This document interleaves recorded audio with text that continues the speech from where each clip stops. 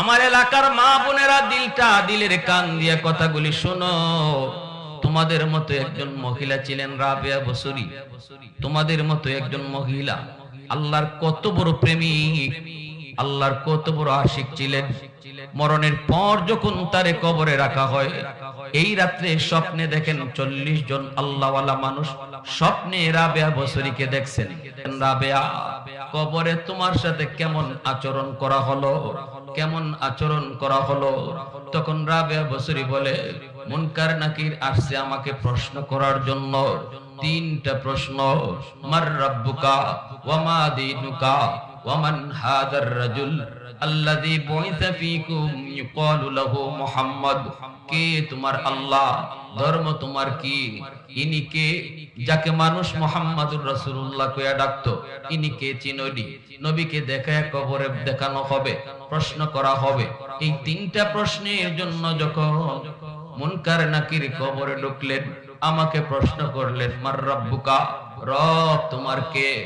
আমি ফেরেশতাদেরকে আমি বলতেছি আমি রব কইমু পরে, আগে তোমরা কও তোমাদের রব কে? কি বুঝেন? ফেরেশতারা তো অবাক। আল্লাহ আমাদেরকে পাঠাইলেন প্রশ্ন করার জন্য, এখন তো দেখি উল্টা আমরারে প্রশ্ন খাওয়ান লাগে। ফেরেশতারা কয় আমাদের রব আসমান জমিনের মালিক, তিনি হলেন আমাদের রব। রাবেয়া বসরি কয় ইনি কই থাকে? ফেরেশতারা কয় সপ্ত আকাশের উপরে আরশে আজিমে। রাবেয়া বসরি কয় এত দূর থেকে যে তোমরা আসছো রব রে চাইরা, ই কবরে ঢুকছো কেমনে? ফেরেশতারা কয় মালিক প্রশ্ন করার লাগি ফাটাইছো না আমরারে ইন্টারভিউ দেওয়ার লাগি উনারে ফাটাইছো? আল্লাহ পাক কয় প্রশ্নের জবাব দাও, আমার বান্দি যা চায় তা বলো। সুবহানাল্লাহ, জোরে বলো, একটু জোরে করুন না সুবহানাল্লাহ। ফেরেশতারা কয় আমরা আল্লাহর হুকুমে ঢুকছি। এইবার রাবেয়া বসরি কয় ঢুকছো তো ভালো কথা, এত দূর সফর কইরা আসার পরে তোমরা কি তোমাদের রবকে ভুলে যাও নাই? ফেরেশতারা কয় না, আরো যত দূরে যাই না কেন আমরা আমাদের রবকে কখনো ভুলি না। রাবেয়া বসরি এবার বলতেছে তাহলে শোনো, তোমরা যদি এত লম্বা সফর করে আসার পর তোমরা তোমাদের রবকে ভুলতে না পারো, আমি তো মাত্র 3.5 হাত মাটির নিচে আইছি, যেই মাটির উপরে থাকতে একটা সেকেন্ডও আমি আমার রবকে ভুলি নাই। ওই রবকে মাত্র 3.5 হাত মাটির নিচে আইসা ভুলে যাব, এটা ভাবছো তোমরা কেমন কইরা? मैं तालिब मौला हूँ मेरे इश्क़ निराला, मैं तालिब मौला हूँ मेरे इश्क़ निराला, है जुमला जहाँ जिनकी तजल्ली से उजाला, है जुमला जहाँ जिनकी तजल्ली से उजाला, मादर दो जहाँ गैर खुदा यार नदारे, जुज़ याद खुदा ही चिदिगर कार नदारेम, जुज़ याद खुदा ही चिदिगर कार नदारेम। मोहब्बतेर आवाजे बोलेन अल्लाहु আকবার। ফেরেশতারা তখন আল্লাহ ও মালিক আমরা এখন কি কইমু? আল্লাহ তুমি কও। আল্লাহ পাক রব্বুল আলামিন কয় আমার বান্দির প্রশ্নের জবাব আমি আল্লাহ দিয়া দিব।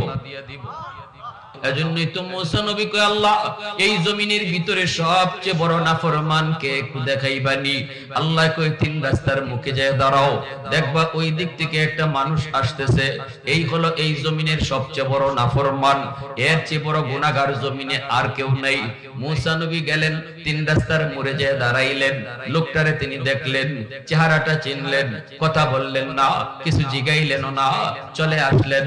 নাফরমান তিনি দেখছেন, এই জমিনের সবচেয়ে বড় গুনাহগার তিনি দেখছেন, কারণ গুনাহ কে কি পরিমাণ করে এটা আল্লাহ ছাড়া কেউ জানে না, ঠিক কি না? ঘরের মানুষও গুনার কথা জানে না, বন্ধু বন্ধুর গুনার কথা জানে না, পিসাব মুরিদের গুনার কথা জানে না, না না কেউ কারো গুনার খবর জানে না। জানেন শুধু কে? এজন্যই মুসা নবী কইছে, আল্লাহ সবচেয়ে বড় গুনাহগার কেডা একটু দেখাইবানি। আল্লাহ কয় তিন রাস্তার মোড়ে যেয়ে দাঁড়াও। মুসা নবী সেখানে দাঁড়াইলেন, লোকটার চেহারা দেখলেন, চলে আসলেন বাড়িতে। বিকাল বেলা আবদার, আল্লাহ গুনাহগার তো দেখলাম, কিন্তু এই জমানার সবচেয়ে বড় ওলি কে?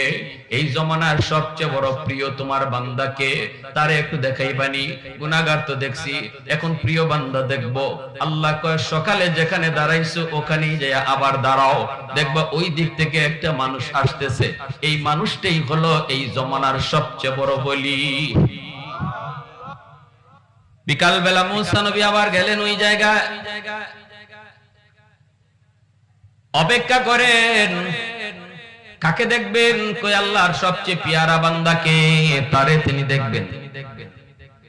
অপেক্ষা করে মুসা নবী অবাক হয়ে গেলেন, এই মানুষটা আল্লাহর সবচেয়ে বড় পিয়ারা হয়ে আসতেছে, সে আর কেউ নয়, ওই মানুষটাই সকালে এই দিক দিয়া দুনিয়ার সবচেয়ে বড় নাফরমান হয়ে গেছিল। সকালে যারে দেখছেন, বিকালেই সে আল্লাহর সবচেয়ে বড় পিয়ারা হয়ে আসতেছে। সকালে ছিল দুনিয়ার সবচেয়ে বড় নাফরমান, বিকালে হয়ে গেল দুনিয়ার সবচেয়ে বড় হুজুর। সুবহানাল্লাহ, জোরে কোন না। দেখছেন, সব জিনিসে সময় লাগে। ভালো একজন চাকরিজীবী হইতে চাও, ভালো রেজাল্ট করে মেট্রিক পাস করা লাগবে, আইএ পাস করা লাগে, বিএ পাস করতে হইব, এমএ পাস করতে, এরপরে চাকরির চিন্তা। ভালো ব্যবসায়ী হইতে চাও, আজকে ব্যবসা দিয়ে কালকেই তুমি বাজারে বড় ব্যবসায়ী হইতে পারবা না, সময় লাগবে, ঠিক না? ভালো কৃষক হইতে চাও, কয়েক বছর আগে বন্ধ আওয়া যাওয়া করো, এরপরে তাল বুঝো, তারপরে বড় গৃহস্থ হইবা। পয়লা বৎসরে বন্ধ গিয়ে জমি জমা রেখে বড় গৃহস্থ যায়, জমি জমারও তাল বুঝন লাগে, ঠিক না? আওরেরও বাইল বুঝন লাগে। তো বুঝা গেল সব জিনিসের সময় লাগে। সময় লাগে না শুধু এক কামও। কেউ যদি চায় আল্লাহর ওলি হইতো, তাহলে তার এক সেকেন্ডে সে আল্লাহর ওলি হয়ে যেতে পারে। কইবেন হুজুর এটা কেমনে? আল্লাহর নবী বলেন, আত-তাইবু মিনায-যামবি কামান লা যামবা লা। 60 বছর 70 বছরের গুনাহগার এই মাহফিলে বসে যদি কয় আল্লাহ আর জীবনে গুনাহ করব না, দিল থেকে কইছে, কেউ শুনে নাই, কেউ তার কথা বুঝেও নাই, দিল থেকে শুধু কইছে, আল্লাহ শুনে ফেলছে। বসার আগে ছিল দুনিয়ার নাফরমান, বসার আগে ছিল গুনাহগার, কিন্তু দিলে দিলে খাঁটি নিয়তে তওবা করার কারণে এই মজলিস থেকে উঠতেছে সে আল্লাহর ওলি হইয়া।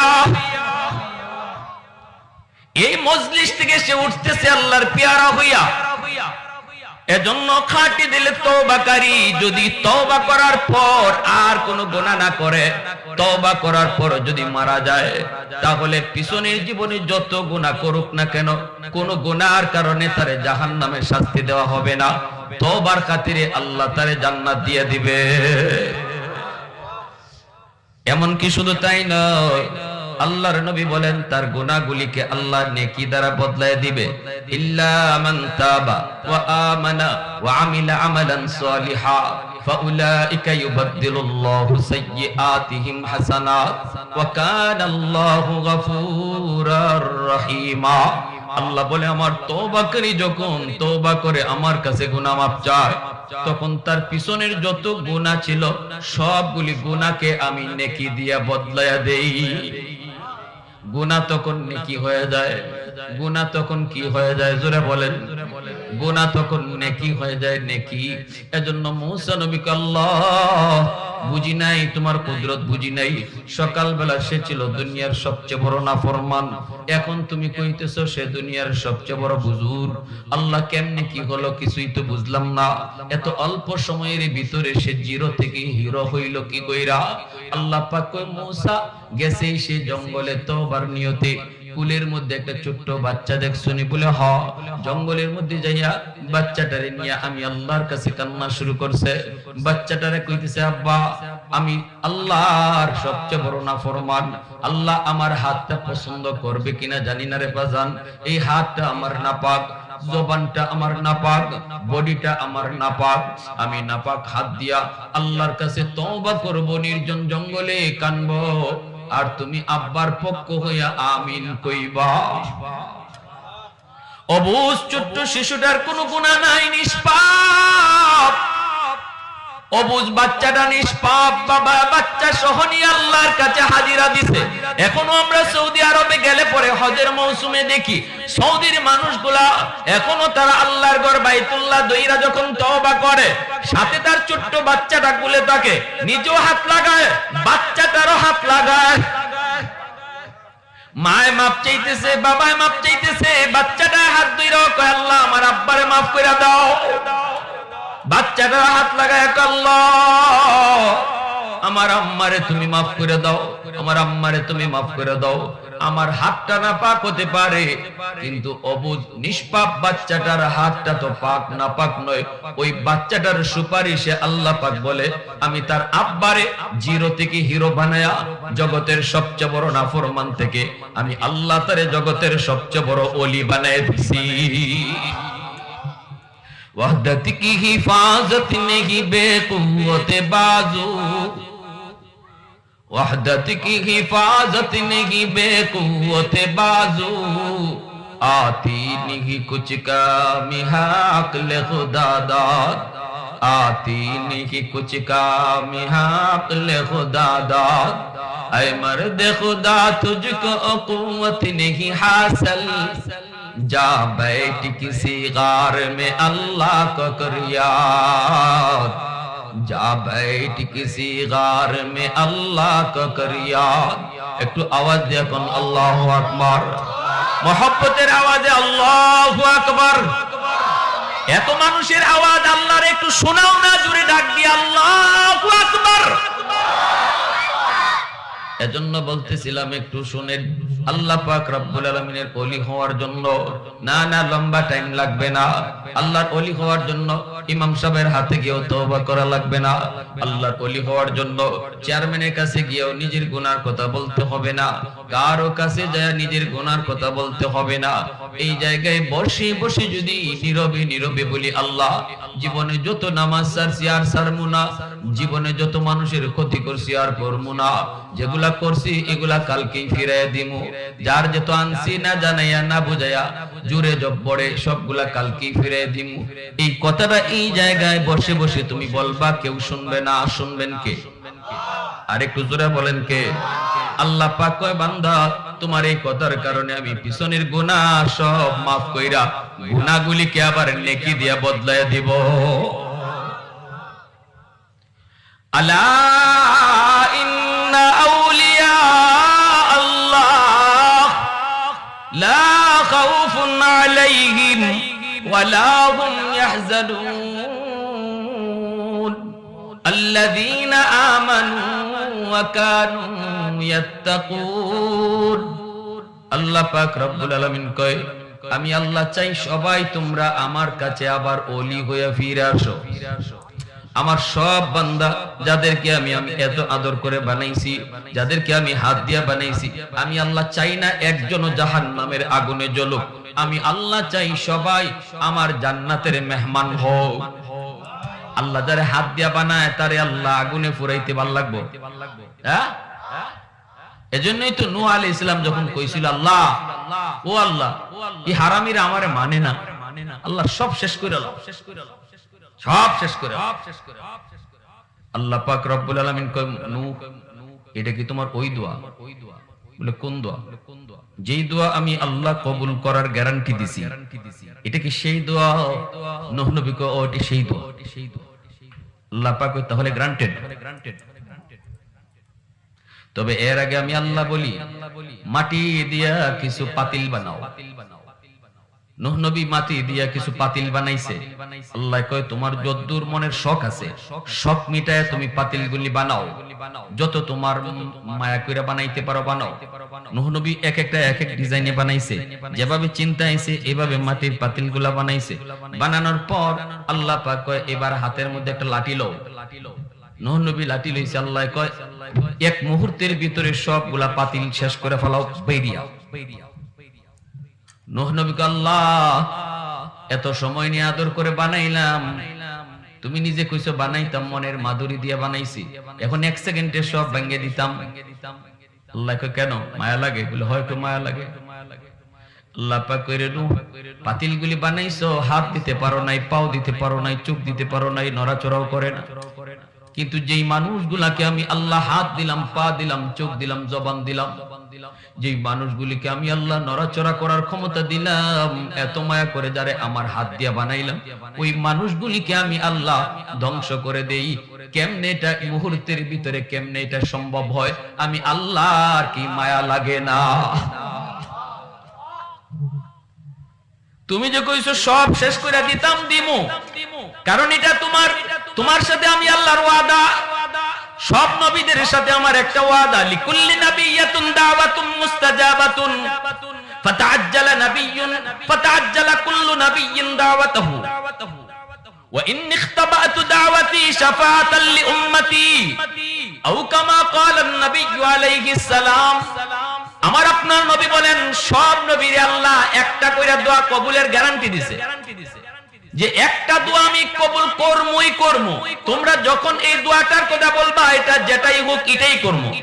নবী বলেন সব নবী এই দোয়া দুনিয়াতে কইরা নিছে, কিন্তু আমি নবী, আমার আপনার নবী বলেন আমি এই দোয়া দুনিয়াতে চাই নাই। তায়েফের জমিনে আমার রক্ত ঝরেছে, তায়েফের জমিনে রক্ত ঝরেছে, উহুদের ময়দানে দান শহীদ হয়েছে, তবু আমি এই দোয়াটা আল্লাহর কাছে করি নাই, আল্লাহর কাছে করি নাই। কারণ এই দোয়া করলে পরে আল্লাহ পাক আর আমার রক্ত ঝরবে না, দুশমন সব শেষ হয়ে যাবে, আল্লাহ আমাকে সেভ করবে, তবু আমি এই দোয়াটা করি নাই। কেন? কই নিখতাবাতু দাওয়াতি শাফাআতাল লিউম্মতি, এই দোয়াটা আমি আমার অন্তরে লুকায় রাখছি, কিয়ামতের ময়দানে আমার উম্মতের সুপারিশের জন্য এই দোয়াটা কাজে লাগাবো। এত বড় নবী, এত মায়ার নবী, দয়ার নবী, আমার আপনার নবী, রহমতের নবী। এজন্য নূহ নবীকে আল্লাহ পাক বলছেন নূহ আমার কি মায়া হয় না? ভাইরা বন্ধুরা, জন্য আল্লাহ পাক রব্বুল আলামিন তার কোন বান্দা বান্দিকে চায় না সে জাহান্নামী হোক, আগুনে জ্বলুক।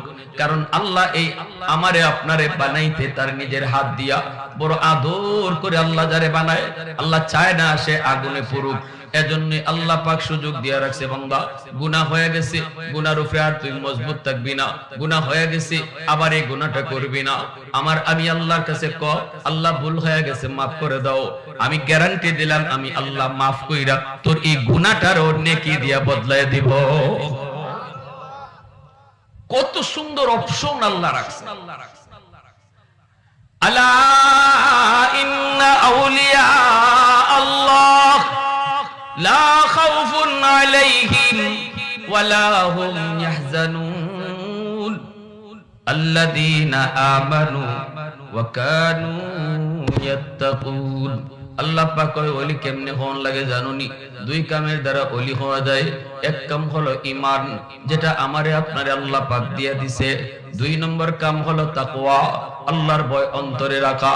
যেই মানুষটার অন্তরে আল্লাহর ভয় আছে, এই মানুষটা গুনাহ যদি কইরাও ফালায় সাথে সাথে তওবা করে নেয়।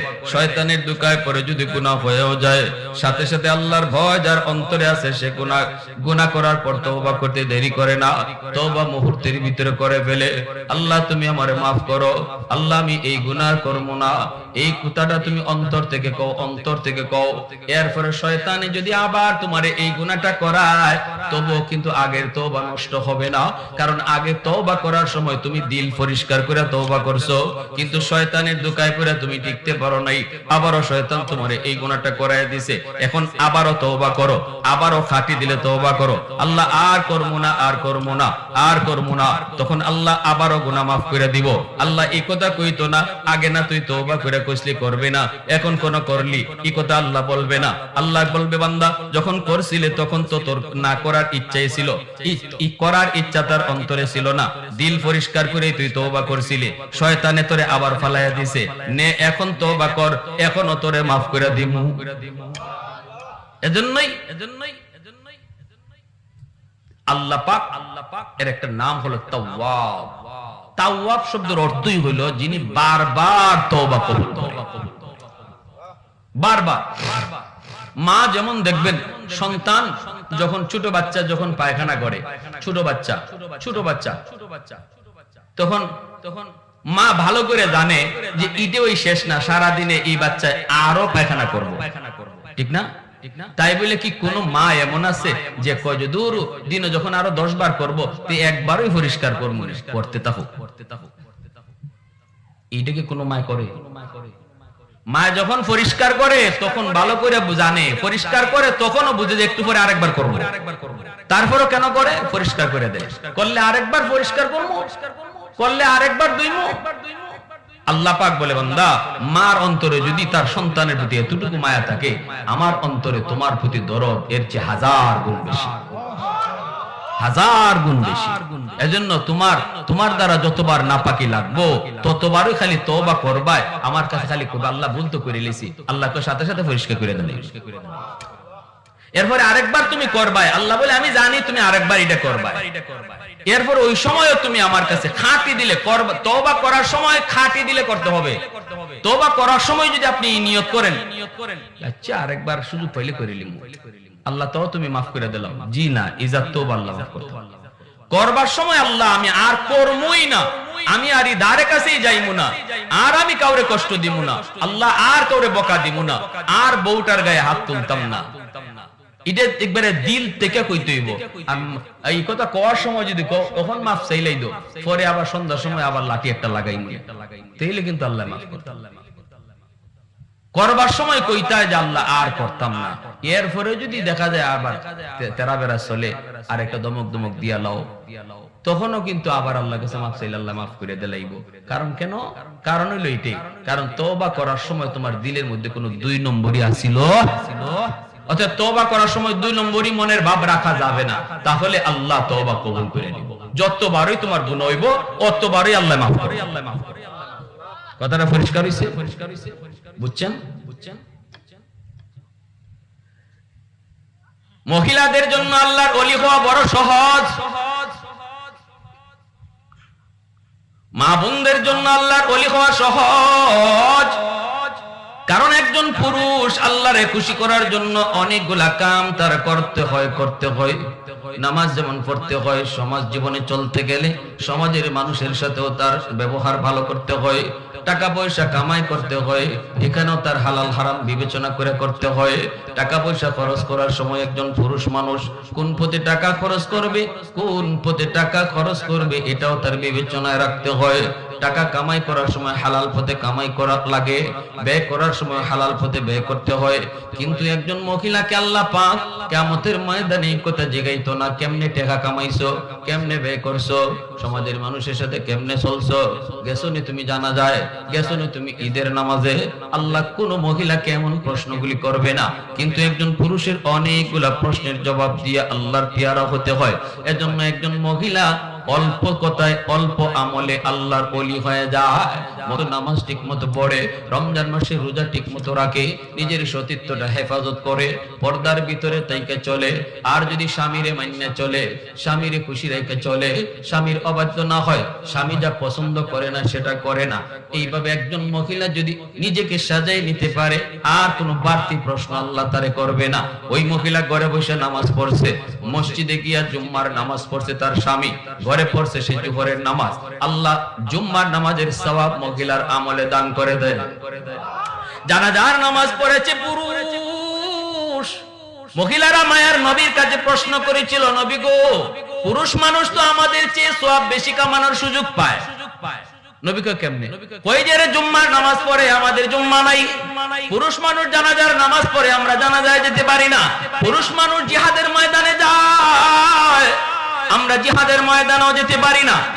আল্লাহ নবী কয় ঘরে বৈশা পর্দার ভিতরে তাইকা 5 ওয়াক্ত নামাজ পড়া স্বামীর মন খুশি রাইখা চইলা তুমি যদি ঘর সামলায় নিতে পারো, বিবি বাচ্চাগুলিরে লইয়া পর্দার ভিতরে তাইকা দিনই পরিবেশে থাকো, পুরুষ মানুষ বাহিরে গিয়া যত নেকি কামাইতেছে সমস্ত নেকি আল্লাহ তোমারে ঘরে বসায়া তোমার দান করবে। জোরে কন্যা সুবহানাল্লাহ। অতএব একজন মহিলা যদি সে ওই 4টা আমল ভালোভাবে করতে পারে, পুরুষ মানুষ বাহিরে গিয়া যত নেকি কামাই করে ঘরে বইয়া মহিলা এটা বোনাস পায়। আরো আস্তে কোন সুবহানাল্লাহ। এজন্য মহিলাদের জন্য আল্লাহর ওলি হওয়া সহজ, আল্লাহর ওলি হওয়া। এরপর আল্লাহর নবী কয় জাহান্নামে আমি মহিলাদের সংখ্যা পুরুষ থেকে বেশি দেখছি। মেরাজের রজনীতে নবীজি বলেন আমি মেরাজের রজনীতে জাহান্নামে মহিলাদের সংখ্যা বেশি দেখছি।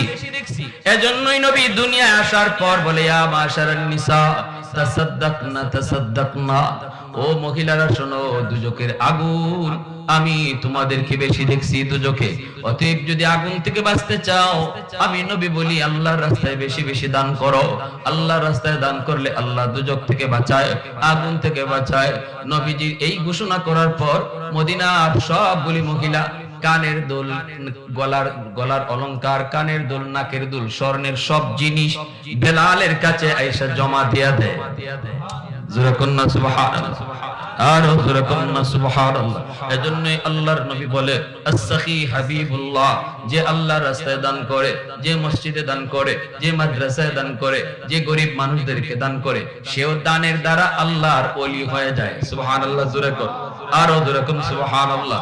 দানের দ্বারা আল্লাহর ওলি হয়ে যায়। আলী রাদিয়াল্লাহু তাআলা আনহু ঘরে কোনো খানা নাই, 3 দিন চলে গেল, 3 দিন চলে গেল। নবীজির কলিজার টুকরা মেয়ে খাতুনে জান্নাত ফাতেমা রাদিয়াল্লাহু তাআলা আনহা, তিনি একটা চাদর দিয়া বলতেছেন স্বামী গো, এই চাদরটা নিয়ে আপনি বাজারে বিক্রি করেন, যা পাইবেন তা দিয়ে একটু আটা লইয়া আইয়েন। আমার হাসান হুসাইন আজকে কদিন যাবত খানা খায় না, এই আটা দিয়া রুটি বানায় ঘরে খানা পাকাবো। আলী রাদিয়াল্লাহু তাআলা আনহু তিনি চলে গেলেন বাজারে, চাদরটা বিক্রি করে তিনি 6 দিরহাম পাইলেন। 6 দিরহাম লইয়া মাত্র আটা কিনবেন। এমনি একজন ভিক্ষুক আইসা কয় আমারে ভিক্ষা দাও, আমি বড় অভাবে আছি, আমার মেয়েটার বিয়ে দিতে পারতেছি না, আমি বড় অভাবে আছি, ঘরে খানা নাই। এমন একটা অবস্থা, এমন একজন সাইল সওয়াল করলো, আলী রাদিয়াল্লাহু তাআলা আনহুর ঘরেও খানা নাই, কিন্তু ওই সওয়ালকারী মানুষটার কথা শুনে দরদ লেগে গেল। এই 6 দিরহাম যা পাইছিলেন চাদর বেচা, 6টা দিরহাম ওই ভিক্ষুককে দিয়া দিলেন। এখন আছে কিছু, খালি হাতে আইতেছে। এমনি এক লোক আইছে, উট লইয়া যায়, একটা ঘোড়া লইয়া যায়, বড় সুন্দর একটা ঘোড়া। আলী রাইয়া জিজ্ঞেস করে আলী ঘোড়াটা কিনবা নি? নাও না, দেখা এখন দেওয়ার লাগবে না, পরে দিল। আলী রাদিয়াল্লাহু তাআলা আমার কাছে তো টাকা নাই, দিমু কেন? কইলাম তো যে এখন লাগবো না, পরে টাকা দিলে হইব। নিবাই নিকো, দাম কত? দাম সস্তা আছে, 140 দিরহাম। কইতে ঠিক আছে 2 দিন পরে দিমু। ওইব যে কোনো দিন দিও। 140 দিরহাম দিয়া তিনি ঘোড়াটা কিনে নিলেন। নিয়ে তিনি যাইতেছেন, একটু দূর যাওয়ার পরে আরেকজন আয় কয় আলী ঘোড়াটা বেচবানি? আলী রাদিয়াল্লাহু তাআলা আনহু কয় কিনছি তো, বেচবার নিয়তে না। কয় বেচে লাও, তোমারে 200 দিরহাম দিব। কয়শো দিরহাম? কিনছেন কয় টাকা দিয়া? 140 টাকা দিয়া। বেচতেছেন কয় টাকা দিয়া? কয় টাকা লাভ? এই 200 টাকা লইয়া তিনি যখন যাইতেছেন, এমনি দেখা যায় ওই লোকটা, যেই লোক প্রথমে বেচছিল, হে সামনে এসে হাজির। আলী ঘোড়া কই? কই বেচে লাইছি। কই লাভ হইছে নি? কই লাভ হইছে। কত? কয় 200 দিয়ে বেচছি। কত? তো ভালো হইছে, আমার 140 দিরহাম দিয়া দাও। ওই লোকের 140 দিরহাম দিয়া তিনি চলে আসতেছেন 60 লিয়া। কয় লিয়া? 60 দিরহাম লিয়া। ফাতেমা রাদিয়াল্লাহু তাআলা আনহা বলেন স্বামী গো, এত দাম দিয়ে তো চাদর বিক্রি করার কথা না, কেমনে কি হইছে? আলী কয় আমি আল্লাহর সাথে ব্যবসা করছি। আলী কি কয়? আল্লাহর সাথে ব্যবসা করছি। কেমনে কয়? এই ঘটনা দিছিলাম আল্লাহরে 6, আল্লাহ আমারে ফিরাই দিছে 60। মান জাআ বিল হাসানাতি ফালাহু আশরু আমসালিহা। কারণ আল্লাহ কইছে আল্লাহরে 1 দিলে আল্লাহ 10 দেয়। এজন্য আমি আল্লাহরে দিছিলাম 6 টাকা, আল্লাহ আমারে দিছে 60 টাকা। অতএব আল্লাহর রাস্তায় দান করলে লাভ আছে না নাই? দান করার দ্বারা আল্লাহর বন্ধু হওয়া যায়। এজন্য আল্লাহ পাক কয়, আল্লাহ পাক কয় ইয়ামহাকুল্লাহুর রিবা ওয়া ইউরবিস সাদাকাত।